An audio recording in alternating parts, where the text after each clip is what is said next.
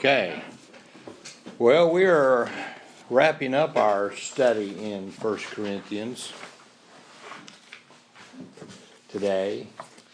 Because we had jumped ahead here a few weeks back, on the resurrection, and jumped to 15. Now we came back, and now we're up to chapter 13. What's chapter 13 called? The love chapter. The love chapter. Yeah.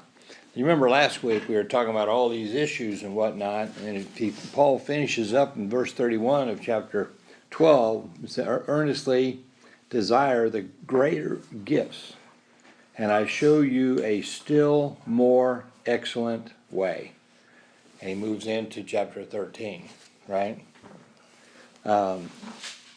He's going to talk about prophecy real quick, but if we were to go to the first verse of chapter 14, he gets into 14, he says, pursue love, yet desire earnestly spiritual gifts, especially that you may prophesy.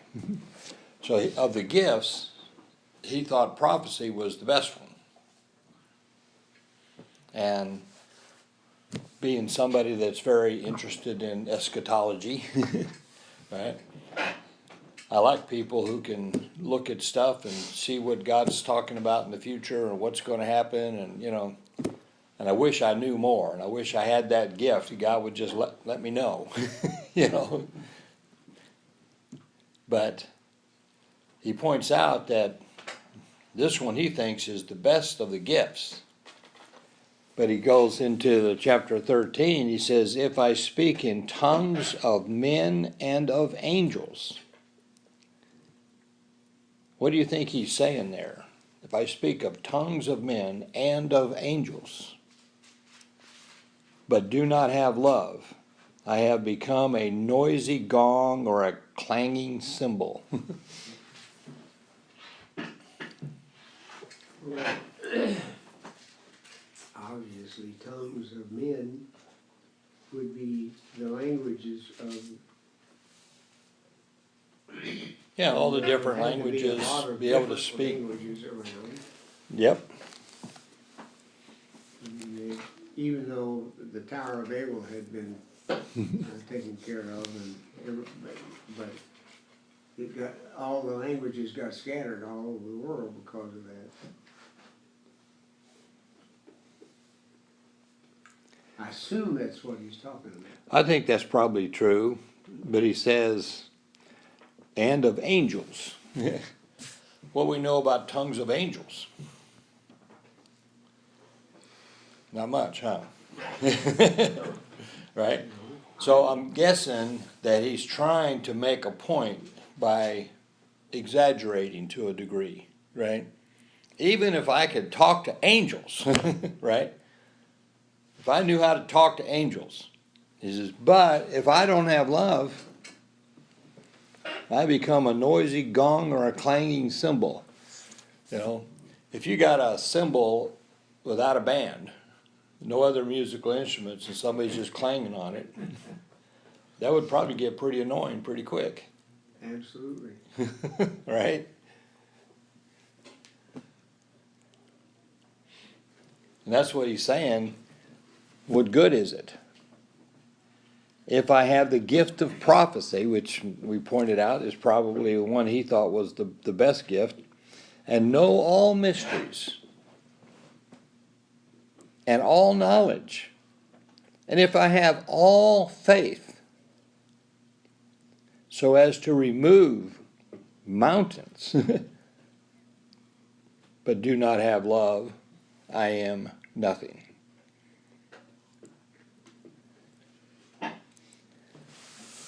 I wonder if you were to look at a mountain and command it to move and it did, what you would do. I would probably stroke out, thinking, what the heck is going on? Well, if you have the faith to move the mountain, you wouldn't be surprised. Yeah. If you're like me, you would be utterly shocked that the mountain moved, right? Well, I certainly would. Yeah. What? But It worked. by golly, it worked. Yeah, but you notice his he's talking about the gift of prophecy, and I know all mysteries, all knowledge. Again, I think he's trying to give us the idea of he's exaggerating a little bit, just to point out that even if you knew everything, of course, only God knows everything, right? We'll never know everything. Even when we get to heaven, I don't think we'll know everything, because we're not God, right? Yeah, We won't. that's something that's amazing about the human brain, you can never fill it up. Doesn't seem like it, does it?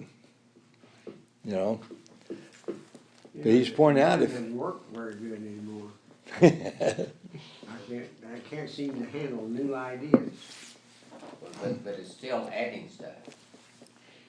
yeah, you're still learning and storing image. Everything you see, those images are stored in your brain. But it's very slow anymore. To get it back out. It's been muddied. I've toyed with the idea of trying to write a book.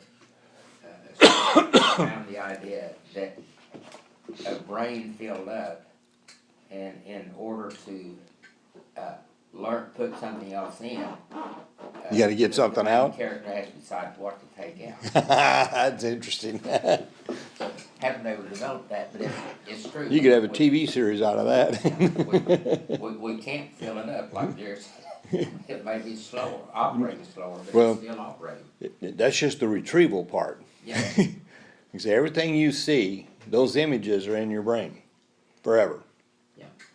Right? And we're constantly seeing, living, right? So images are going in all the time.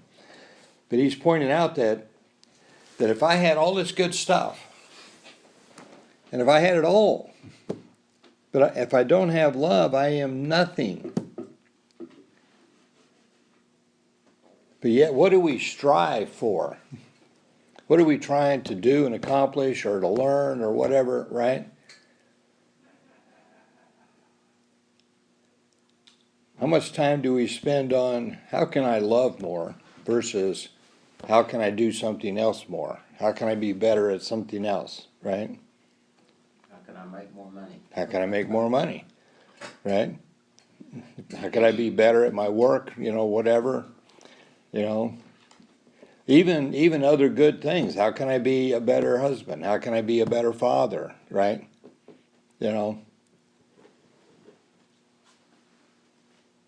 But Paul's pointing out to us that all this other stuff doesn't give us much.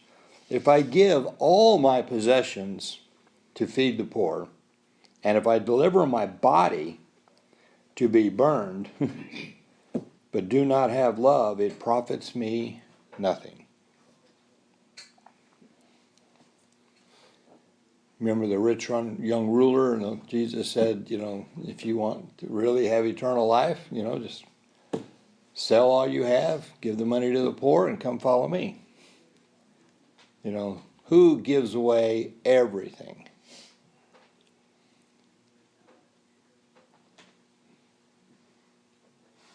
The closest example is the woman with 2 pennies.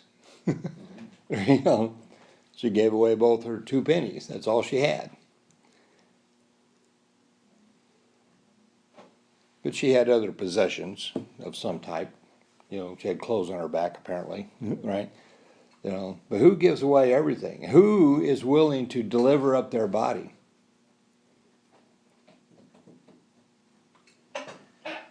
None of us. Say Jesus did, right?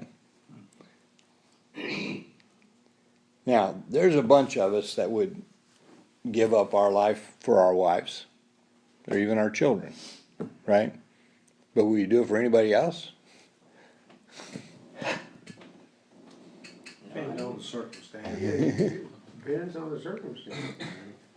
There are rare circumstances, right, in the military where people have dived onto grenades and stuff to save their buddies, right? I'd like to think I'd be one of those guys, but who knows until you're in that situation what you would actually do. I would be thinking for a slight instance, just grab him and pull his butt down as opposed to jumping on. Get out, man. See if I can live, I'm guessing I'd be diving out the window. Yeah, You know, that self-preservation instinct kicks in, right? I had that thought one time after an event happened, I really wondered what I would have done. We had, I think Brett was about 5 or 6 years old at the time. Or else I had a neighbor that was 5 or 6 years old. We were out in the front yard throwing the ball around, and ball went out into the street as a car in a neighborhood was coming down the street about 50 miles per hour. Ooh. And the ball went out in front of the car. And I was afraid that one of the boys was gonna chase it, and neither boy did, thankfully. But my thought afterwards was, if Brendan chased the ball, I know I would have gone and tried to have saved him. If Robert, my neighbor, would have gone after the ball, would I have gone into the street to save him? yeah, probably, if it's a kid, yeah, you got to. That's just it, I don't know. Yeah. I know at the time, I remember yelling, both boys stop, but, Yeah. I would have gone after it. I'm not sure I would have gone after Robert. But even if you're willing to do that, if you don't have love, even giving up your life profits you nothing. Now let's back up for a second. Where does love come from? And by the way, let's clarify. The verse 1, if you do not have love, this is the Greek word agape. There are 6 different Greek words for love? But agape is the divine type love, right? That expects nothing in return. Well, I start to say, also, what about that verse that, no man have greater love than to give up his life for a friend or something like that? Mhm. Wouldn't that be the same thing? Yeah? Yeah. If you're doing it out of love, Yeah. right? Right? Because then you have love and you're doing it. If you do it without the love, you get no profit. Right? Okay, I'm seeing where it's going, yeah. Okay? Yeah. But this word agape in chapter 13 here is used 9 times. Okay? So he's pointing out that having love is much greater than having any kind of gift. So as important as the spiritual gifts are, they're nothing compared to having love. So how do you get this love? This self-sacrificing, expecting nothing in return love, like Jesus showed us on the cross. Well, my limited thinking, I'm thinking that if you react that way and you do something like that, it is deep down inside with love. Could very well be. Like Paul said, he wouldn't say, don't know if he would have done it for somebody else's kid. I'm thinking he probably would have. I'm pretty sure I would have. But whether I knew that kid or not, just based on what little experience I have in the world, I'm thinking you're not going to do that without having you may not recognize it, you may not know it, but you'll do it. Well, where would you get this love? Well, it'd be from God, yeah. It's the only place. Yeah. As we know, God is love, right? And so this kind of love only comes from God.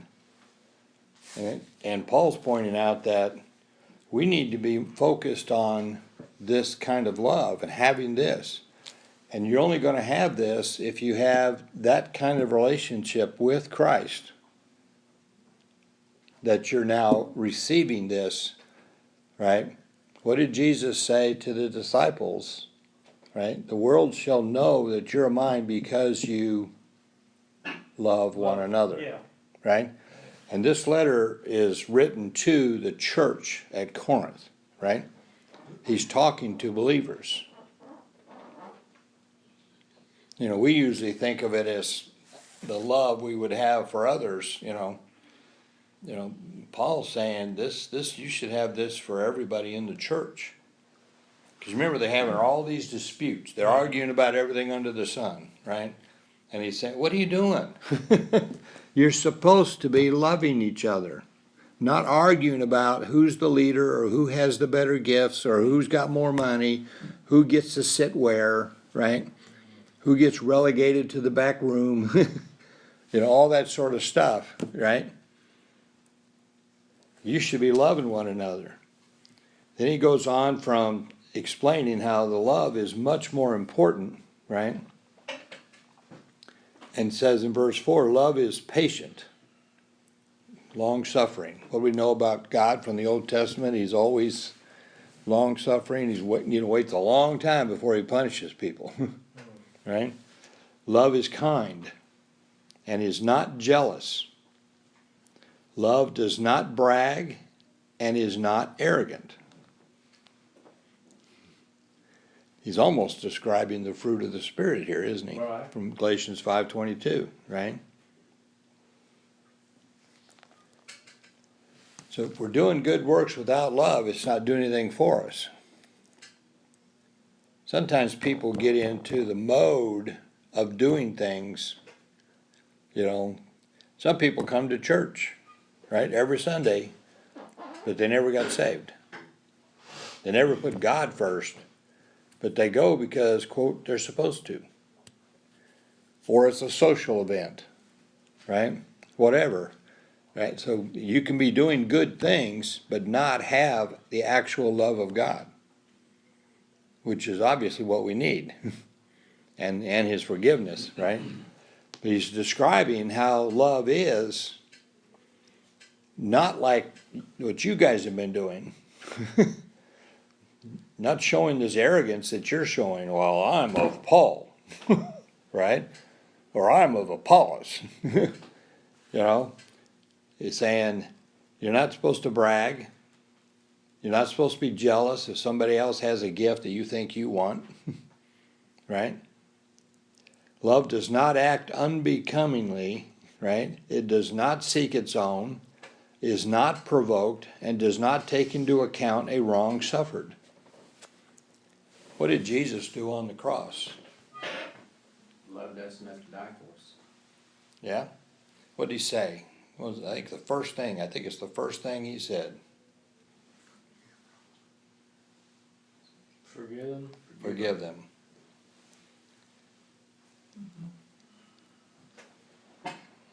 That wouldn't be a thought crossing my mind. No, not mine either. You know, the way God reacts, the way he does things, it's just mind-boggling to me.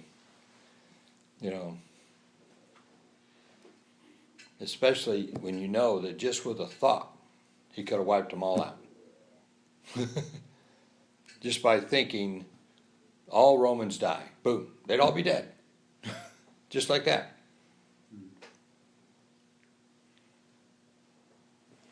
I remember that episode of Star Trek, and I don't remember anything about the names or whatever, but there was a guy they met, and this planet had been destroyed. But there was this little 2-acre deal that was just like heaven.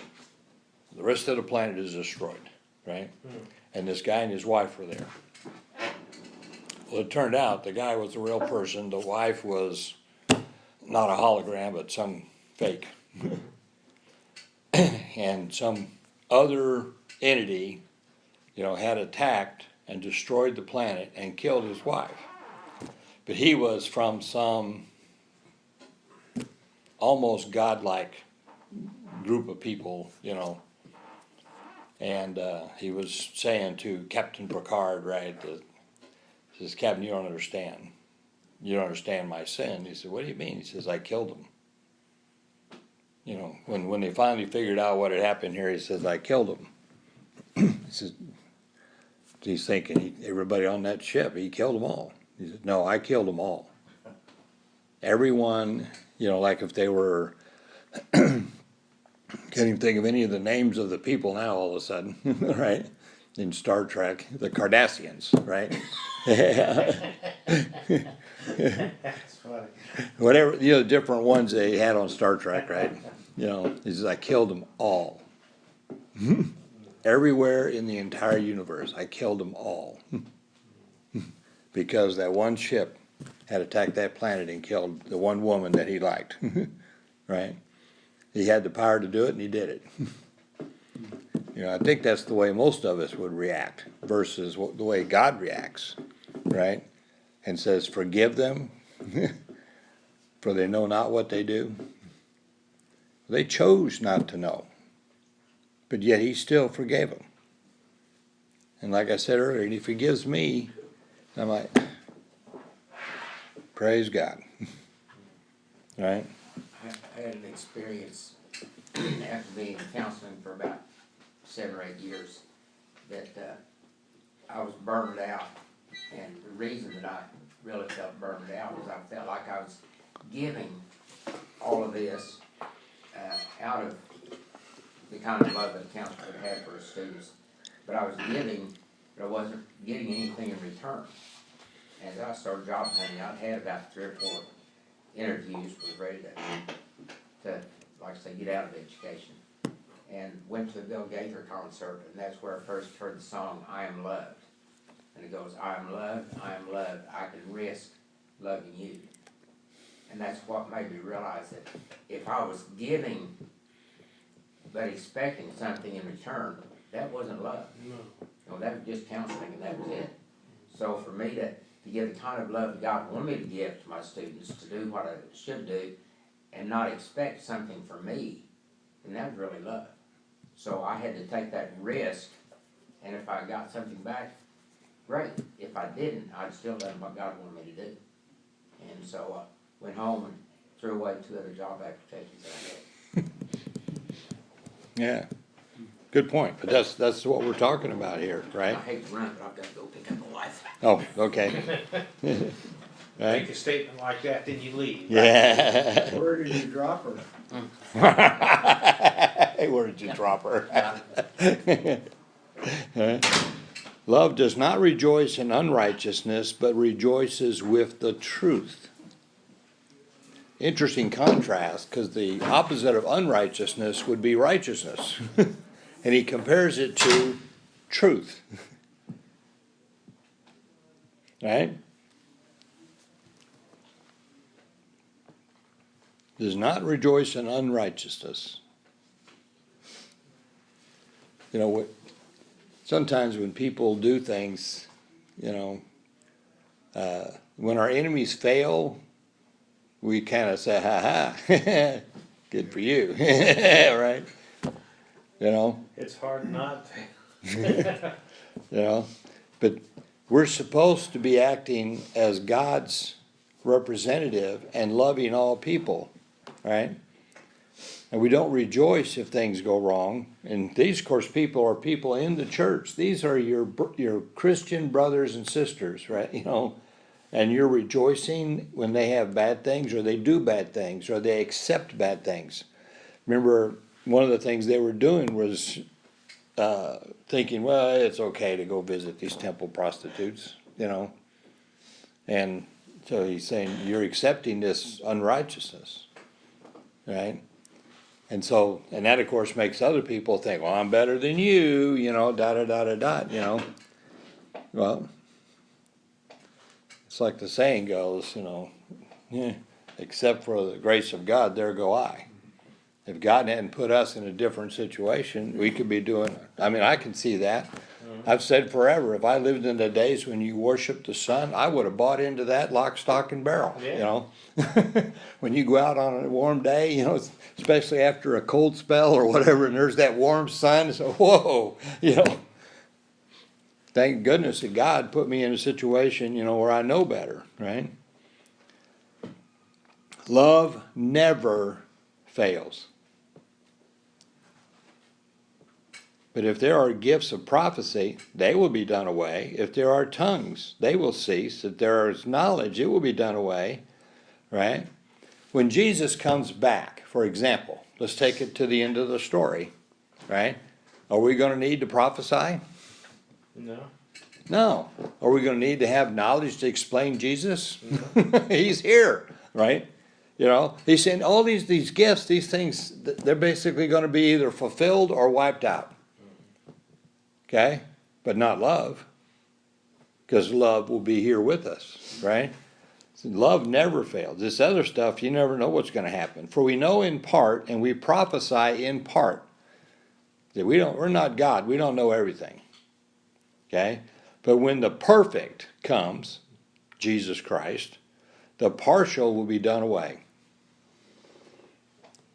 When I was a child, I used to speak as a child, think as a child, reason as a child. But when I became a man, I did away with childish things. I think Paul's given us the example, right, that we are the children of God, right? But when things are fulfilled, when Christ comes, when I'm, quote, a man, right? I've reached the fulfillment of this deal. Childish things, all this stuff of the gifts and whatnot that we're so busy arguing about, right? That's all done away with, right? I did away with childish things. For now we see in a mirror dimly. What were mirrors like back in the first century? Not very Polished clear. metal. Yeah. Yeah, polished metal. And Corinth was known for polished brass, bronze, right? They're mirrors, okay? When I'd see in a mirror dimly, but then face to face. Now I know in part, but then I shall know fully, just as I also have been fully known. Right? I will finally be without sin, without that sin nature. See Jesus face to face without this interference. How often do we have to confess our sin, right? Every day. Every day. Trying to maintain the relationship with Christ as best as we can, but when he comes back, quote unquote, or when he raptures us out of here, and our sin nature is now gone, finally, and we're seeing Jesus face to face without this sin interference. Won't that be nice? Right? But now abide faith, hope, and love. These three. But the greatest of these is love. How would you convince the diplomatic corps to espouse that philosophy? I think you'd probably have to show them, just like back in them, wonders and signs, and Well, hope that they would think believe. about all of the wrangling that keeps going on at the United Nations, Yeah. and Lord of mercy, First of all, they gotta get rid of the United Nations. what do you ever replace it with? Nothing. We were doing just fine before it came into being. We'll do fine better without it. I like the concept of the United Nations. I don't like how they structured it. When you take the evil and give them an equal seat, Yeah, right? yeah. You know, and as Reagan pointed out, Russia, Soviet Union was an evil empire. And Russia still is today because they're godless in their government, right? And there's several places. So now you have, at the UN, you have the wrong people sitting on seats, right? The human rights delegation or committee, has people like Iran and Saudi Arabia. I mean, are you kidding? The biggest violators are now the ones on those committees. Then they give them the equal say. I mean, it's ridiculous, right? What they do up there, But for us as Christians, first off, and of course, chapter 13 is showing us that we need to have the love that God gives us, that only comes from God, and we show it first off to each other. What does that do for the people outside the church when they see the people inside the church showing love for each other? Well, they don't understand it. Exactly. But they want to know, right? I don't Because know. they see how the people with share with the people without, Yeah, but how they respect each I'm not other and sure. help each other. there's a lot of people that would, even though they're seeing it and experiencing it, would not understand it, could not possibly understand it, still wouldn't accept it. Well, they don't necessarily understand why, right? Yeah. But they see what's happening and how it contrasts to what they see in the rest of the world, right? And like, oh gosh, what was that Christian singer that sang for young people? Carmen, right? He had a song called Some of Dat. You know, the other people are gonna see the Christians and say, I want some of that, you know? Right? You know, and that's, I think, the point, you know, is first off, Paul wants to point out that you guys are arguing about a bunch of junk that doesn't mean that much. What you need is love. And where does it come from? From God. And if you're in a right position, right standing with God, and you're showing love to your fellow Christians, you're not gonna have these debates, these arguments. Right. And in today's world, how many times do churches split and have all kinds of problems because we argue over some of this stuff? Probably all the time. Yeah. Isn't that what happened here years ago? I mean, I don't know, I just heard rumors about it, but. Well, There's always a situation where people don't like what goes on. Yeah. when you get into situations where you're like, you know, I don't like this, I don't like that, and then you just, all you do is bicker with each other about that, rather than focusing on what can I do for Jesus today? Yeah. Right? Yeah. You know, whether you agree with the preacher or not, you know, I didn't get along with him at all, right? Well, he was dishonest, Yeah. right? Not that I'm totally 100% truthful, you know, Yeah. because you got to look at yourself too, Mhm. okay?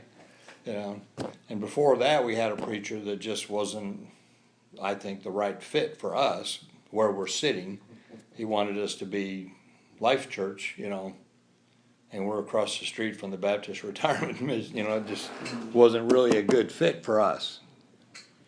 You know, so we struggled with that, and then we struggled big time and lost a couple of hundred people with the other guy, right? And, but the point is, if all of us, including the preacher, right, we're focused on the love we should have for one another instead of our own Right. self satisfying or trying to build ourselves up or whatever or get something that we wanted, right? Because the point is, what does Christ want? We are not God. Now, I've said many times, it's a very good thing for the world that I'm not God. You know? Well, it's just, I knew a guy years ago that, in the material world, it makes a lot of sense, but he basically said, everybody wants to be somebody. And it made a lot of sense back then, because I was still struggling with all this. Well, and that's true. But when we find Christ, Need to get rid of that. yeah, that should be, you know, that's that way down the road, you know, that's not important. What's important is our relationship with Christ. And when we're standing before Christ on the judgment day, right? Only what we've done for Christ lasts. Right. Our obedience, our rewards in heaven are based on how obedient we are to Him today, now. Right? Anyway, questions or comments on the love chapter? Jack's making noises, he must wanna go. It's time. All right. Heavenly Father.